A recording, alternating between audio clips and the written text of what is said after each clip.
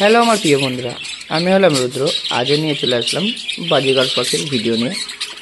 বন্ধুরা, এই ভিডিওতে যে বিষয়টা আলোচনা করব সে বিষয়টি হলো যে অনেকে আমাকে কমেন্ট করেছো যে বাজিগার পাখি ডিম দিয়েছে কিন্তু সেই ডিমে তাওয়া দিচ্ছে না।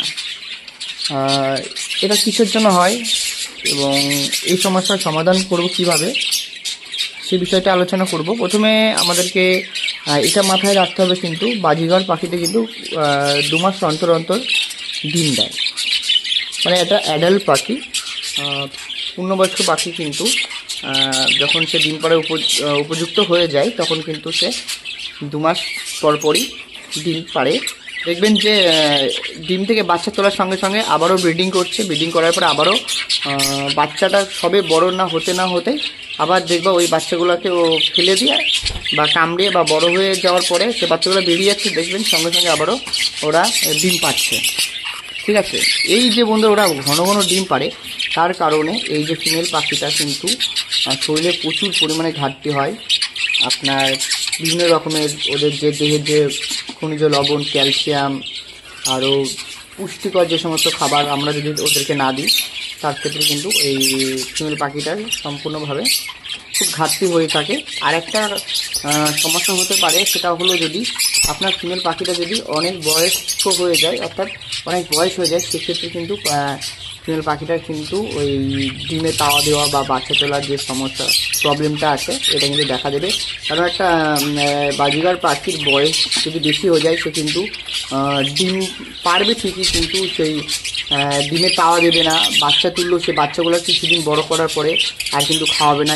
এই রকম বিভিন্ন রকমের সমস্যা কিন্তু আমরা দেখতে পারি। এছাড়াও আর একটা যে সমস্যা হয়, এদের কিন্তু বেশি বয়স হলে এদের ডিম আটকে যায়, অর্থাৎ ডিম বাইন্ডিংটা হয়। কিন্তু এদের বেশি বয়স হয়ে গেলে ডিম পাড়ার যে প্রেশারটা থাকা দরকার সেটা কিন্তু ওদের দেহে তখন থাকে না।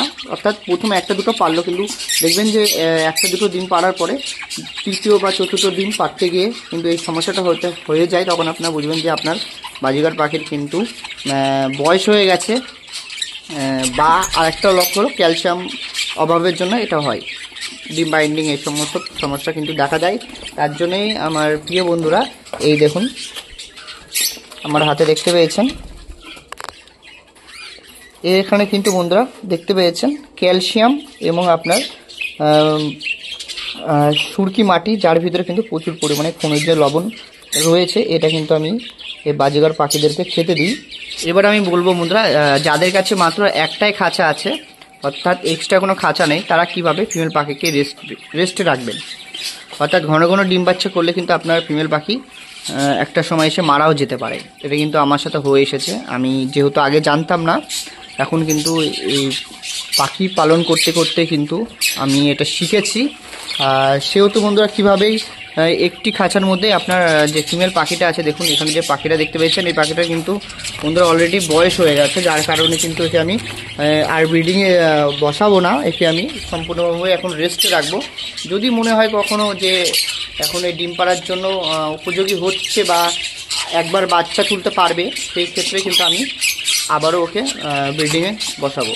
এবার বন্ধুরা, যাদের কাছে একটি খাঁচা আছে তারা কিভাবে পাখির যাতে ব্রিডিং না করে সেই দিকটা কিভাবে আপনারা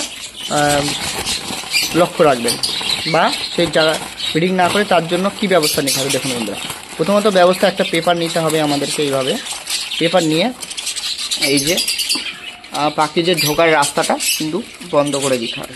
এইভাবে দেখতে পেয়েছেন, এইভাবে কিন্তু পাখির ঢোকার রাস্তাটা বন্ধ করে দিলেই কিন্তু ওরা আর ব্রিডিং করবে না, অর্থাৎ ফিমেল পাখিটা কিন্তু ব্রিডিং করতে দেবে না। অর্থাৎ মেল পাখিটা, এই যে দেখতে পাচ্ছেন মেল পাখিটাকে কিন্তু এই ফিমেল পাখিটা ব্রিডিং করতে দেবে না, যার কারণে কিন্তু ডিমও পারবে না এবং হাঁড়িতেও ঢুকবে না। এটা করে দিতে হবে। আর এই যে হাঁড়ির ছড়াট যেটা আছে এটাকে উল্টো করে দিতে হবে। এই যে দেখতে পেয়েছেন, একদম সুন্দরভাবে এরকম কিন্তু বন্ধ করে দেবেন এবং হাঁড়ির ছড়াটা উল্টো করে দেবেন। তাহলে কিন্তু ও ফিমেল পাখিটা কোনোভাবেই মেল পাখিটা সে ব্রিডিং করতে দেবে না। ঠিক আছে, যার কারণে কিন্তু রেস্টে থাকবে। এবার আপনাদেরকে খাবার যেটা দিতে হবে বন্ধুরা, খাবারটা প্রথম বন্ধুরা ক্যালসিয়াম যুক্ত খাবার দিতে হবে। এছাড়াও আপনাদেরকে ক্যালসিয়াম এরকম দেখুন, এরকম ক্যালসিয়াম দিতে হবে। আমি কিছুক্ষণ আগেও দেখালাম এরকম ক্যালসিয়াম এবং খনিজ লবণ, যেটা আমি দিয়ে থাকি সুরকি মাটি হিসাবে। আপনারা কিভাবে শুটকি মাটি সংগ্রহ করবেন সেই ভিডিও কিন্তু আমার এই ইউটিউব চ্যানেলে দেওয়া আছে, আপনারা আমার ভিডিও লিস্ট থেকে দেখতে পারেন। দেখতে পেয়েছেন বন্ধুরা, এখানে আমি শুটকি মাটি এবং ক্যালসিয়াম একসাথে মিশিয়ে দিয়েছি, যাতে আমার এই যে ফিমেল পাখিটা আছে যার কিন্তু এখন ডিম পাড়তে প্রবলেম হচ্ছে, যার কারণে কিন্তু আমি ওর দেখুন ওকে কিন্তু আমি রেস্টে রেখে দিয়েছি, হাড়ির সরা উল্টে দিয়েছি এবং হাড়ির পথও বন্ধ করে দিয়েছি। এখন ও সম্পূর্ণভাবে রেস্টে থাকবে, ক্যালসিয়াম দেওয়াই আছে, ক্যালসিয়াম খাক, সুস্থ হোক, ফিট হোক। যদি মনে করি হ্যাঁ ও ডিম পাড়ার জন্য উপযোগী, সেক্ষেত্রে কিন্তু আমি ওকে আবারও ব্রিডিংয়ে বসাবো। তাছাড়া বন্ধুরা এই পাখিটার বয়স হয়ে গেছে, দেখতে পেয়েছেন তো, লক্ষ্য করুন, দেখুন এই পাখিটার কিন্তু বেশ ভালো বয়স হয়ে গেছে, কিন্তু হার্ডলি আর একবার বাচ্চা দেবে। ঠিক আছে, একে আমি সম্পূর্ণভাবে এরপরে আমি রেস্টে রেখে দেবো। এই যে রেস্টের রাখার যে খাঁচাটা রয়েছে এখানে দেখুন, সব রেস্টের এটা খাঁচা, এখানে একটাই মাত্র মেল আছে, সব ফিমেল আছে। আমি এদেরকে রেখে দিয়েছি রেস্টে, একেও কিন্তু এর পরবর্তীকালে আমি এই খাঁচাতে রেখে দেবো। আর যেহেতু আপনাদের একটাই খাঁচা, সেহেতু আপনারা কিন্তু এভাবে একটা পেপার দিয়ে হোক বা আপনার কাছে যদি সেলুটেপ থাকে সেলুটেপ দিয়ে এই হাড়ির মুখটা বন্ধ করে দেবেন এবং সরাটা উল্টে দেবেন, তাহলে কিন্তু ফিমেল পাখিটা কোনোভাবেই মেল পাখিটার সঙ্গে ব্রিডিং করবে না এবং আপনার পাখি সুস্থ এবং স্বাভাবিক থাকবে। ঠিক আছে, তাহলে এই ছিল বন্ধুরা আজকের ভিডিও। আশা করি আপনারা বুঝতে পেরেছেন যে কী কারণে আমাদের পাখিতে ডিম পাড়ার পরে তাও দেয় না। প্রথমত আমি বলেই দিয়েছি বন্ধুরা যে ফিট নেই, যার কারণে আপনার ফিমেল পাখিটা ডিমে তাওয়া দিচ্ছে না। তার জন্য বন্ধু ওদেরকে রেস্টে রাখতে হবে।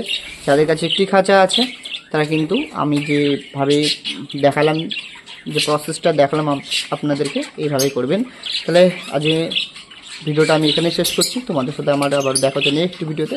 সুস্থ থাকো, ভালো থাকো।